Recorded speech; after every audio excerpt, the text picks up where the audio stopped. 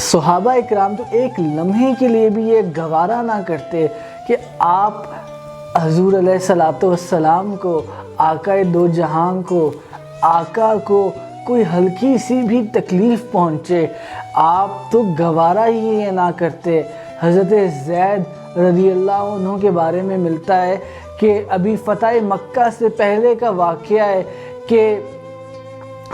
ابو سفیان جو ہے وہ آپ کو پکڑ لیتا ہے، حضرت زید رضی اللہ تعالیٰ عنہ کو، اور مکہ المکرمہ کی حدود سے باہر لے جاتا ہے، اور پھر آپ سے پوچھتا ہے۔ حضرت صفوان رضی اللہ تعالیٰ عنہ بعد میں آپ صحابی رسول بن چکے تھے، مگر ابھی آپ صحابی رسول نہ بنے تھے، ابھی آپ نے اسلام قبول نہ فرمایا تھا، ابھی فتح مکہ سے پہلے کا وقت ہے کہ آپ حضرت زید کو پکڑ لیتے ہیں اور آپ ان کو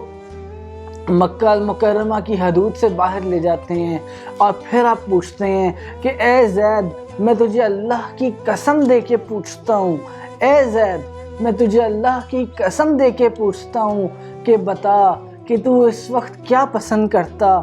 کہ آقا دو جہاں تیرے محمد حضور علیہ الصلوۃ والسلام وہ تیری جگہ ہوتے اور تو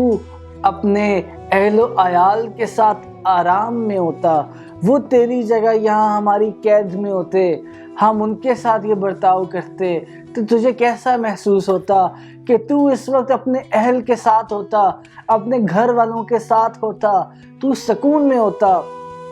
اور تیری جگہ ہم اگر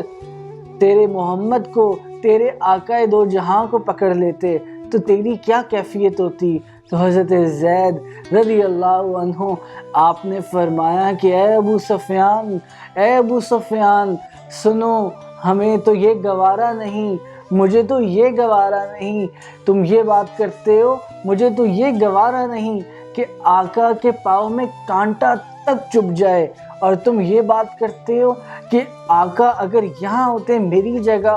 تو کیسی میں کیفیت ہوتی میری، میں کیسا برتاؤ کرتا، میں اپنے اہل و عیال میں ہوتا تو خوش ہوتا؟ نہیں ابو سفیان، اگر آقا کے پاؤں میں کانٹا بھی چبھ جائے تو مجھے وہ گوارا نہیں ہے، تو تم کیا بات کرتے ہو؟ اور اس کے بعد حضرت زید رضی اللہ عنہ آپ کو شہید کر دیا گیا۔